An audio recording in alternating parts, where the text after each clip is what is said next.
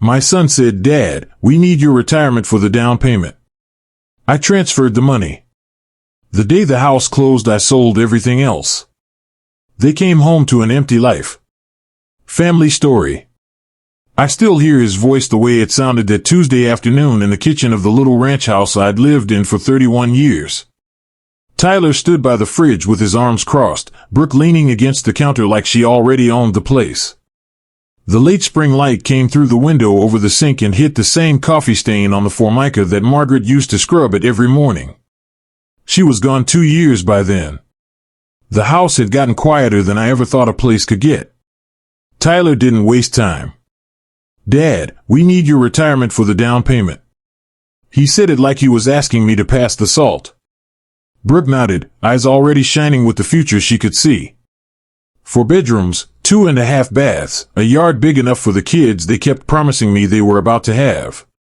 The house on Maple Ridge they'd been looking at for months. The one that cost more than anything I ever earned in a single decade at the plant. I asked how much. Tyler named a number that cleaned out almost everything I had left after the medical bills and the funeral and the quiet years of trying not to spend. I had the money in a fixed account Margaret and I had built together, dollar by careful dollar. It was supposed to last me until I didn't need it anymore. I looked at my son's face and saw the same stubborn set of the jaw he'd had since he was 12 and decided he was too old for the Christmas tree in the living room. I transferred the money the next morning. They closed on a Friday in early June. I remember the date because the real estate agent texted me a photo of the key in Tyler's hand and a smiling emoji. I was sitting on the back steps of my own house with a cup of coffee that had gone cold. The neighborhood was the same as always, lawnmowers starting up, somebody's dog barking 2 doors down, the HOA notice about trash can lids still taped to the community board by the mailboxes. I finished the coffee and went inside. That afternoon I called the guy from the used furniture place who had been leaving cards under my windshield for months. He came with a truck and 2 helpers. They took the dining table Margaret and I bought the year Tyler was born. They took the couch that still had the dip where she used to sit and read. They took the bedroom set, the old television, the tools from the garage, the boxes of photo albums I had never gotten around to digitizing. I sold the car for cash the same day. The blue sedan with the cracked driver's seat and the registration still in both our names. By 6 o'clock the house was empty except for a folding chair, a mattress on the floor, and the clothes I planned to keep. I signed the papers to list the house with a different agent that evening. Cash offer came in quick from a young couple who didn't care about the worn carpet or the outdated kitchen. I took it. I moved what little I had left into a furnished studio apartment on the other side of town, the kind of place with thin walls and a parking lot that smelled like someone else's cooking. I didn't tell Tyler.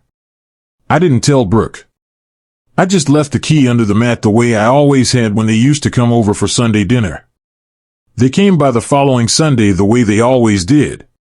I know because the neighbor across the street called me later. She said she saw their SUV pull into the driveway and sit there for a long time. Tyler got out first. Brooke stayed in the passenger seat with the door open. The for sale sign was already gone by then. The windows had that hollow look empty houses get when the curtains are down and the rooms have nothing left to throw light back. The neighbor said Tyler walked up to the front door, tried the knob, then walked around the side and looked in the kitchen window. He stood there longer than a person should stand looking into a place that used to be home. I wasn't there. I was sitting on the edge of the mattress in the studio with a paper plate of takeout and the television turned low. My phone lit up with Tyler's name. I let it ring. It rang again. Then Brooke's name.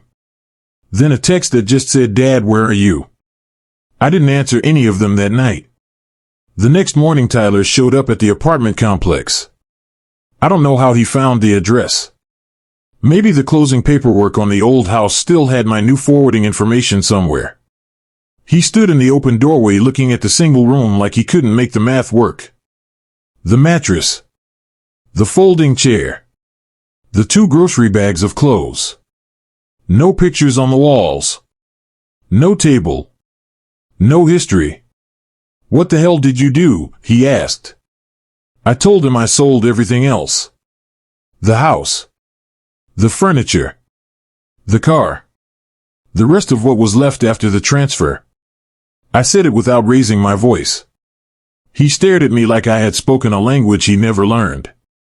Brooke appeared behind him, arms folded tight across her chest. She looked at the empty room and then at me and then back at the room. "We needed that money for the down payment," Tyler said. "You said it was fine." "It was fine," I answered. "I gave it. Then I finished the rest." They stood there for a while. The hallway outside smelled like someone else's laundry detergent. A neighbor's television was playing a game show too loud. Tyler's face went through the stages I used to watch when he was a kid and something broke that he couldn't fix. Confusion first, then anger, then the quiet that meant he was calculating what came next. Brooke spoke first. "Where are you going to live?" "Here," I said. "This is not a life." I looked around the room. The mattress. The chair. The window that looked out on the parking lot. It is now. They left after that. Tyler tried calling for a few days. The messages started long and got shorter. Brooke sent one that said, "We never asked you to do this." I didn't reply. The old house closed a week later. I signed the papers at the title company and walked out with a check that went straight into the same account the retirement money had left. I paid the first 3 months on the studio in advance and sat down on the folding chair with nothing particular to do. Summer settled over the town the way it always did. The HOA started sending notices about lawn height even though I no longer had a lawn. The kids on the street behind the apartment complex rode bikes until the streetlights came on. I walked to the grocery store most evenings because the car was gone and the bus schedule was unreliable. Sometimes I thought about the Maple Ridge house with its 4 bedrooms and the yard they had talked about so much. I never drove past it. I didn't need to. The neighbor from the old street texted me a photo once of the moving truck parked in my former driveway. The young couple had already started painting the shutters a different color. Tyler came by again in late July. He looked thinner.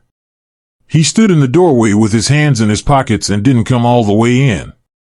He said the new mortgage was higher than they expected. Property taxes. Insurance. The furnace needed work they hadn't budgeted for. Brooke was working extra shifts. They were fine, he said. Everything was fine. He asked if I wanted to come for dinner sometime. I told him I would think about it. He left without waiting for a better answer. I didn't go. The studio stayed the way it was. Mattress. Chair. 2 bags of clothes. I bought a small radio from the thrift store and kept it on the low shelf by the window. Some nights I listened to the baseball games the way Margaret and I used to. The announcer's voice filled the room just enough.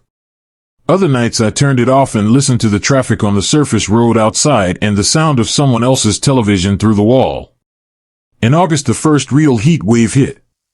The air conditioner in the studio window rattled and never quite cooled the place. I sat on the mattress with the door open and watched the parking lot shimmer. My phone stayed quiet most days.